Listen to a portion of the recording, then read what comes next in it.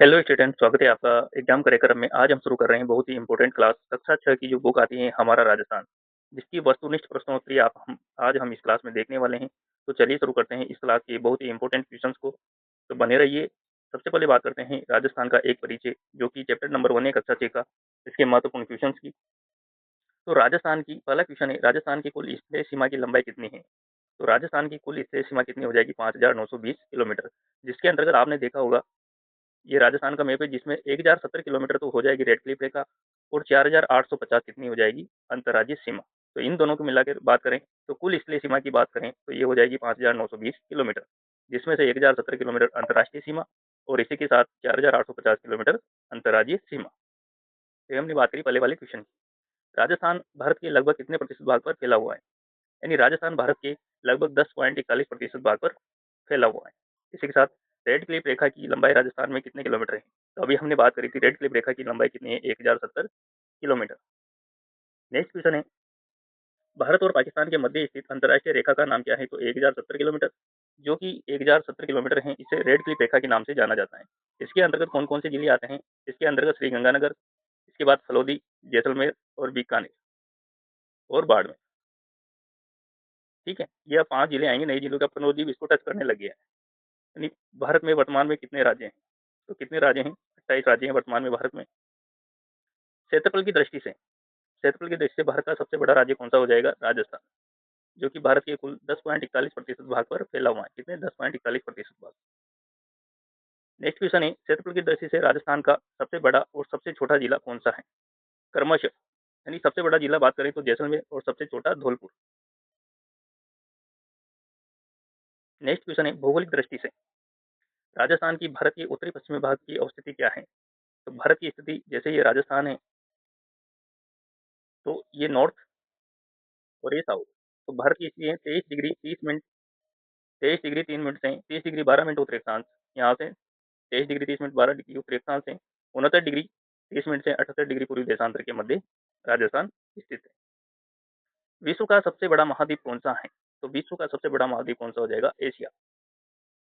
Next question है, राजस्थान की स्थिति भारत में क्या है? तो ये जो आप इंडिया का मैप देख रहे हो, ठीक है, ये हो जाएगा उत्तर, ये दक्षिण, ये पूर्व और ये हो जाएगा पश्चिम।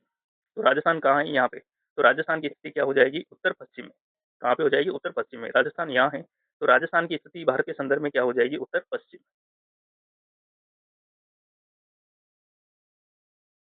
नेक्स्ट क्वेश्चन है, कोटा बूंदी बारा झालावाड़ किस संभाग में स्थित है? तो कोटा बूंदी बारा झालावाड़, जिसे हाड़ौती के नाम से जाना जाता है, तो ये आ जाएगा कोटा संभाग।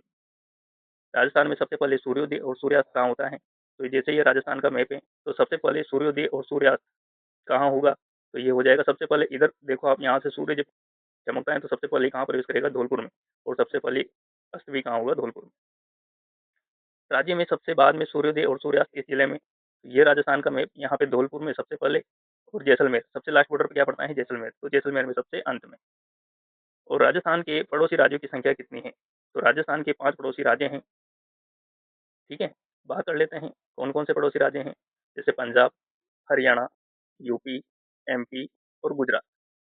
यानी राजस्थान की 5 पड़ोसी राज्य कौन से हैं? राजस्थान के पड़ोसी राज्यों की संख्या कितनी है? इतना सा क्वेश्चन पूछा है, 5। और हमने बात कर ली है कौन कौन से, पंजाब, हरियाणा, यूपी, एमपी और गुजरात। और सर्वाधिक सीमा 1600 किलोमीटर कौन सा बनाता है? एमपी स्टेट, राजस्थान के साथ। नेक्स्ट बात करते हैं, अब आगे ये ज्योग्राफी हो गया, अब राजस्थान का इतिहास। यानी कक्षा 2 का अब दूसरा चैप्टर आ गया, राजस्थान का इतिहास। यानी मत्स्य जनपद की राजधानी क्या थी? तो मत्स्य जनपद की राजधानी थी विराटनगर। कोटा बूंदी का क्षेत्र क्या कहलाता है? हाड़ौती। नेक्स्ट है, ब्यावर अजमेर का क्षेत्र कहलाता है, तो ब्यावर और अजमेर का मेरवाड़ा क्या कहलाता है? मेरवाड़ा। और वांगड़, डूंगरपुर और बांसवाड़ा और शेखावाटी, सीकर, झुंझुनू, चूरू वाला क्षेत्र इसमें आ जाता है। जयपुर और उसके आसपास के क्षेत्र की भाषा कौन सी है? वेरी इंपॉर्टेंट क्वेश्चन है। जयपुर के आसपास जो क्षेत्र हैं उसमें ढूंढाड़ी बोली बोली जाती है। कौन सी? ढूंढाड़ी। और हाड़ौती जो कोटा, बारा, बूंदी, झालावाड़ में, और वांगड़ी, डूंगरपुर और बांसवाड़ा में बोली जाती है। महाभारत कालीन 2 जनपद थे, यानी महाभारत काल में कौन से 2 जनपद थे? तो एक तो मत्स्य जनपद और एक सिवी जनपद, जो कहाँ पड़ता है? सिवी चित्तौड़ में, और मत्स्य जनपद अलवर में। प्राचीन ग्रंथ प्रथम वेद माना जाता है, तो सबसे पहला वेद है ऋग्वेद। कौन सा आ जाएगा? ऋग्वेद। नेक्स्ट हमने अभी बात करती है शेखावटी में सम्मिलित जिले कौन-कौन से हैं? तो शेखावटी में जिले आ जाएँगे सीकर, चूरू और झुंझुनू, ठीक है? और खानवा के युद्ध में राणा सांगा की ओर से बाबर के विरुद्ध लड़ते हुए मारा गया था। यानी जब खानवा का युद्ध हुआ था, उसमें राणा सांगा की ओर से बाबर के विरुद्ध लड़ते हुए कौन मारा गया था? तो वो मारे गए थे हसन खां मेवाती। कौन मारे गए थे? हसन खां मेवाती। नेक्स्ट क्वेश्चन है मालव देश के अंतर्गत कौन-सा क्षेत्र आता है? मालव के अंतर्गत आएगा टोंक, प्रतापगढ़ और झालावाड़। ये किसमें आ जाएगा? मालवा में। नेक्स्ट क्वेश्चन है सिवी जनपद की राजधानी। तो सिवी जनपद की राजधानी कौन-सी थी? मध्यमिका। नेक्स्ट क्वेश्चन है बयाना प्रस्तुति किस राजवंश का वर्णन मिलता है? बयाना प्रस्तुति जो है इसमें कौन से राजवंश का हमें बयाना कहाँ पड़ता है? भरतपुर में। तो इसमें सूरसेन जनपद की राजवंश सूरसेन राजवंश का हमें वर्णन मिलता है। मत्स्य जनपद का उल्लेख किस वेद में मिलता है? वेरी इंपॉर्टेंट क्वेश्चन है। तो मत्स्य जनपद का उल्लेख हमें मिलेगा ऋग्वेद में। और प्राचीन समय में गुहिल सिसोदिया वंश का राज्य रहा था, तो मेवाड़। ठीक है। नेक्स्ट क्वेश्चन है 4वीं शताब्दी ईसा पूर्व में यूनानी लेखों ने सिकंदर के समय किस जनपद का उल्लेख किया है? तो वो हो जाएगा सूरसेन जनपद, मथुरा वाला।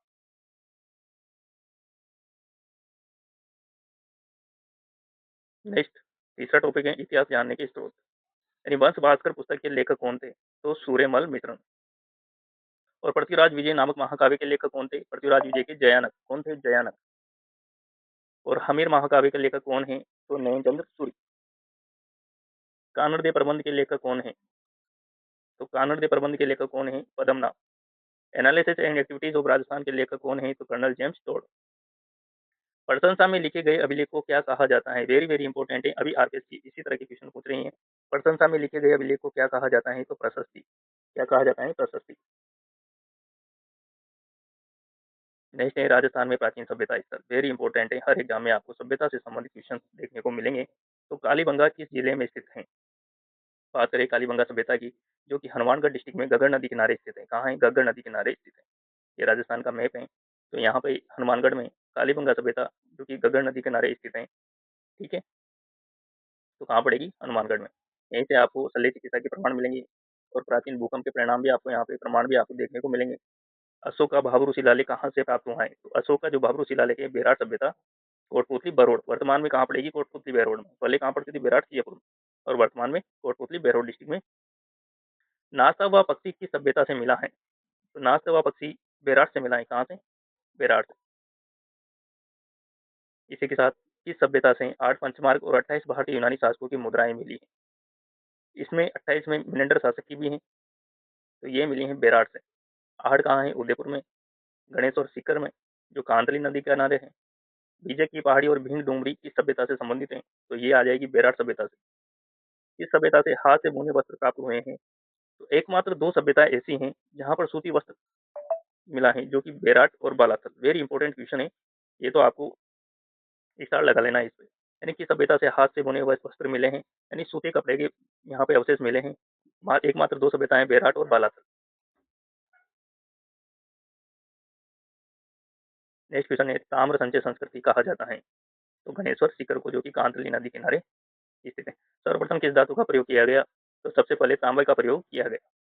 अग्नि वेदिकाएं के साक्ष्य कहाँ से मिले हैं? तो ये मिले हमें कालीबंगा से। और यहीं से चिकित्सा शल्य चिकित्सा के प्रमाण भी और भूकंप के प्रमाण भी और जुते हुए खेतों के प्रमाण भी हमें आपको देखने को मिले हैं कालीबंगा सभ्यता से। 10वीं या 11वीं शताब्दी में किस सभ्यता को आगाहपुर के नाम से जाना जाता था? यानी जोधपुरा सभ्यता। कौन सी सभ्यता हो जाएगी? जोधपुरा सभ्यता, जो कि साबी नदी किनारे जयपुर में स्थित है। आजादी से पूर्व सरकार का स्वरूप कैसा था राजस्थान में? चलिए बात करते हैं। सेना को वेतन देने और सेना संबंधी अन्य कार्य की जिम्मेदारी होती थी। किसकी होती थी? बख्शी की। यानी कि सेना को वेतन, इसको एचआर डिपार्टमेंट मान सकते हैं आप एक तरह से। ठीक है। यानी अन्य कार्य संबंधी वेतन ये सब बख्शी देता था। राजस्थान के प्रथम निर्वाचित मुख्यमंत्री तो कौन हो जाएंगे? टीकाराम पालीवाल। ये राजस्थान के ये प्रथम निर्वाचित मुख्यमंत्री। और भारत के प्रथम वायसराय कौन थे? तो ये लॉर्ड कैनिंग। प्रथम viceroy Lord Canning. Next question है राज्य की सबसे छोटी इकाई को क्या कहा जाता था? यानी उस समय राज्य की सबसे छोटी इकाई को क्या कहा जाता था? ग्राम कहा जाता था। राजस्थान की प्रथम विधानसभा के चुनाव कब हुए? यानी राजस्थान में सर्वप्रथम विधानसभा के चुनाव प्रथम विधानसभा के चुनाव 1952 में। राज्य की संपूर्ण शक्ति का सर्वोच्च केंद्र होता था। तो क्या होता था? राज्य की संपूर्ण शक्ति का सर्वोच्च केंद्र होता था राजा। निम्न में से किस एक का कार्य आमदनी और खर्च संतुलन बनाए रखने और बचत को सुरक्षित राजकोष में वृद्धि करना था? तो वो किसका कार्य था? खंजासी का, है ना? और वेतन भत्ते कौन देखता था? बख्शी। 1935 ईस्वी के भारत सरकार अधिनियम को लागू किया गया, यानी कि भारत शासन अधिनियम 1935 कब लागू हुआ? तो ये लागू हुआ था 1 अप्रैल 1937 को। कब लागू हुआ? 1 अप्रैल 1937 को। वह पत्र जिसमें शासक द्वारा प्रदान की गई जागीर का उल्लेख होता था क्या कहलाता था? यानी कि वह पत्र जिसमें शासक द्वारा प्रदान की जागीर का उल्लेख मिलता था तो उसे क्या कहा जाता था? जागीर पट्टा। क्या कहा जाता? जागीर पट्टा। नेक्स्ट है राजस्थान के भौतिक स्वरूप। निम्नलिखित में से कौन सा भौतिक प्रदेश राजस्थान में स्थित नहीं है? तो आपको यहाँ पे अरावली देखने को मिलेगी, पूर्वी राजस्थान, थार मरुस्थल और दक्षिणी पूर्वी पठारी प्रदेश। 4 भागों में बांटा गया है। तो ये हिमालय पर्वत आपको यहाँ पे देखने को नहीं मिले। अरावली पर्वतमाला की सबसे ऊंची चोटी कौन सी है? जो कि माउंट एवरेस्ट। रेत की टीली जो हवा के साथ अपना स्थान बदलते हैं उन्हें क्या कहा जाता है? दोहरे। ग्रीष्म ऋतु में चलने वाली अत्यंत धूल भरी हवाओं को क्या कहा जाता है? लू। गुरु शिखर की ऊंचाई कितनी है? गुरु शिखर की 1722। मानचित्र पर समान वर्षा वाले स्थानों को जोड़ने वाली काल्पनिक रेखा क्या कहलाती है? तो वो कहलाती है समवर्षा रेखा। सर्वाधिक वर्षा वाला जिला कौन सा है? तो वो जिला हो जाएगा झालावाड़। और न्यूनतम वर्षा वाला जैसलमेर। सर्वाधिक वर्षा प्राप्त करने वाला स्थान, जिला तो बात करें तो झालावाड़ हो जाएगा, और स्थान की पूछे तो माउंट आबू सिरोही। छप्पन का मैदान कहाँ स्थित है? वेरी वेरी इंपॉर्टेंट है। छप्पन का मैदान कहाँ स्थित है? तो यह है बांसवाड़ा और प्रतापगढ़। ठीक है। मैसा का पठार कहाँ स्थित है? जो कि मैसा का पठार चित्तौड़गढ़ दुर्ग चित्तौड़ में स्थित है। नेक्स्ट बात करते हैं राजस्थान में जल संसाधन और संरक्षण। बनास किसकी सहायक नदी है? बनास का उद्गम होता है खमनोर की पहाड़ियां राजसमंद से। कहाँ से होता है? खमनोर की पहाड़ियां राजसमंद से। और ये किसकी सहायक नदी है? तो बनास हो जाएगी चंबल की सहायक नदी। और बनास की एक सहायक नदी है कौन सी? मोरेल। माही बजाज सागर परियोजना कहाँ विकसित की गई? तो माही बजाज सागर जो कि बांसवाड़ा में माही नदी किनारे बना हुआ है। पश्चिमी राजस्थान में जल संरक्षण के लिए बनाई गई कुएं नुमा संरचना क्या कहलाती है? तो पश्चिमी राजस्थान जो कि जैसलमेर की साइड जल संरक्षण की कुएं नुमा संरचना को क्या कहा जाता है? टाँका। क्या कहा जाता है? टाँका।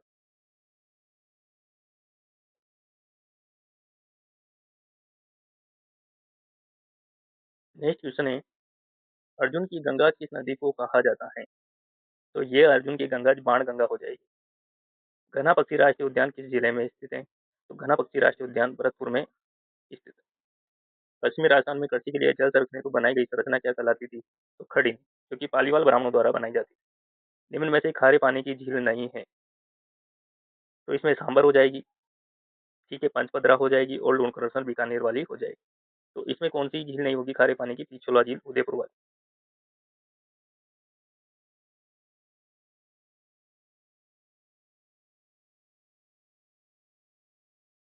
राज्य की सबसे ऊंचाई पर स्थित प्राकृतिक झील कौन सी? तो ये हो जाएगी नक्की झील माउंट आबू सिरोही। झीलों की नगरी किसे कहा जाता है? तो झीलों की नगरी उदयपुर को कहा जाता है। मानसी वाकल परियोजना किस जिले में स्थित है? तो मानसी वाकल परियोजना ये उदयपुर जिले में स्थित है। नेक्स्ट है यहाँ के आजीविका के प्रमुख साधन। रबी की प्रमुख फसल कौन सी है? तो इसमें क्या आ जाएगा? गेहूँ और सरसों, चना, मटर इत्यादि ये रबी की फसलें आएगी। मरुस्थलीय राजस्थान में सर्वाधिक बोए जाने वाला खाद्यान्न कौन सा है? तो मरुस्थल में सर्वाधिक खाद्यान्न बाजरा आपको देखने को मिलेगा। देश के माल को बाहर भेजना क्या कहलाता है? तो ये निर्यात कहलाता है। और देश से अंदर मंगवाना, अदर स्टेट या राज्य से मंगवाना क्या कहलाता है? आयात। अतिवृष्टि का अर्थ क्या होता है? यानी अत्यधिक वर्षा।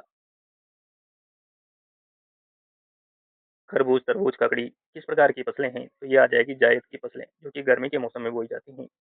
पोल्ट्री फार्मिंग क्या है? तो ये मुर्गी पालन से संबंधित है। पशुपालन में राज्य का देश में कौन सा स्थान है? तो पशुपालन में राजस्थान का दूसरा स्थान आ जाएगा। राजस्थान में सर्वाधिक सिंचाई होती है। राजस्थान में सर्वाधिक सिंचाई होती है कुएं एवं ट्यूबवेल से। और नहरों से कहाँ देखने में बोलेगी? श्री गंगानगर और हनुमानगढ़ में, ठीक है, और तालाबों से भीलवाड़ा। राजस्थान में सबसे कम सिंचाई होती है, किससे होती है सबसे कम? तालाबों से। राजस्थान में मानसून का जुआ कहा जाता है, यानी कृषि को मानसून का जुआ कहा जाता है। इसी तरह राजस्थान में आधारभूत सेवाएं। बात करते हैं 2011 की जनगणना के आधार पर राजस्थान की कुल साक्षरता कितनी है? तो राजस्थान की कुल साक्षरता कितनी थी? 66.11%। 108 निःशुल्क आपातकालीन सेवाएं संबंधित हैं, तो ये स्वास्थ्य से संबंधित हैं। 2011 की जनगणना के आधार पर राजस्थान की महिला साक्षरता कितनी है? तो बात करें महिला साक्षरता कितनी थी? 52 पॉइंट। राजस्थान में निःशुल्क और अनिवार्य शिक्षा किस आयु के बच्चे के लिए है? तो ये 6 से 14 वर्ष। दवाइयों का विक्रय एवं निर्माण लाइसेंस कौन सा विभाग प्रदान करता है? तो वह बताएं स्वास्थ्य विभाग। बैंक ऐसी संस्थाएं हैं जो का व्यवसाय करती हैं? तो ये मुद्रा का व्यवसाय करती हैं। राजस्थान राज्य पथ परिवहन निगम कब स्थापित हुआ था? तो इसकी स्थापना हुई थी 1 अक्टूबर 1964 को। पश्चिमी रेलवे क्षेत्रीय परीक्षण केंद्र कहाँ स्थित है? तो ये है उदयपुर में। निम्न में से कौन सा हवाई अड्डा भारतीय वायुसेना के अधीन है? तो ये सभी, जैसे बीकानेर वाला, सूरतगढ़ और गंगानगर जैसलमेर वाला, ये सभी भारतीय वायुसेना के अधीन है। राजस्थान में सड़कों की सर्वाधिक लंबाई आपको देखने को मिलेगी जोधपुर में। बात करते हैं यहाँ की लोक संस्कृति और कला। चूहों के कारण किस मंदिर को जाना जाता है? तो करणी माता। कौन सी माता? करणी माता, जो कि सफेद चूहों को क्या कहा जाता है? काबा। और श्री महावीर जी कहाँ है? करौली में। और ब्रह्मा का पुष्कर मंदिर फेमस है। ओटो के देवता के रूप में किसे पूजा जाता है? तो पाबू जी को। राजस्थान की मातृभाषा क्या है? तो राजस्थान की मातृभाषा है राजस्थानी। खाटू श्याम जी का मंदिर किस जिले में स्थित है? आप सभी को पता है, सीकर। राजस्थान के आदिवासियों का सबसे बड़ा मेला कौन सा पड़ता है? तो आदिवासियों का बेणेश्वर धाम डूंगरपुर वाला। ठीक है। और सातोड़ी तीज कब मनाई जाती है? तो यह मनाई जाती है भाद्रपद की कृष्ण तृतीया को। 1585 में फतेहपुर सीकरी में अकबर ने किस संत से भेंट की थी? तो वो संत हो जाएंगे संत दादू दयाल।